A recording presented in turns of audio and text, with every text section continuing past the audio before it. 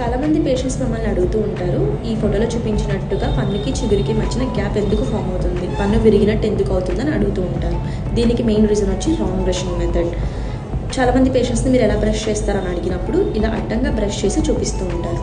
So ఇదైతే wrong brushing method. Correct brushing method వచ్చి బ్రష్ని చిగురు వైపుకి ఉంచి పై పళ్ళని కిందకి, కింద పళ్ళని పై వైపుకి బ్రష్ చేసుకోవాలి. సేమ్ అలానే రెండు పక్కల బ్రష్ చేసుకోవాలి. ఈ బ్రషింగ్ మెథడ్లో బ్రష్ని చిగురు వైపు ఉంచినప్పుడు 45 డిగ్రీ యాంగిల్ మెయింటైన్ అవుతుంది. సో బ్రషింగ్ రెండు వైపులా అయిపోయిన తర్వాత లోపల వైపు కూడా ఒకసారి వీడియోలో చూపిస్తున్నట్టుగా బ్రష్ చేసుకోవాలి. చాలామందికి అపోహ ఉంటుంది, ఎక్కువసేపు బ్రష్ చేయడం వల్ల పళ్ళు తెల్లగా అవుతాయని చెప్పి. సో అది కూడా అపోహ మాత్రమే. బ్రషింగ్ అనేది 1 లేదా 2 నిమిషాలు సరిపోతుంది. మార్నింగ్ ఎంత రెగ్యులర్గా బ్రష్ చేస్తామో నైట్ పడుకునే ముందు కూడా ఒకసారి బ్రషింగ్ చేయడం అనేది అంతే ఇంపార్టెంట్.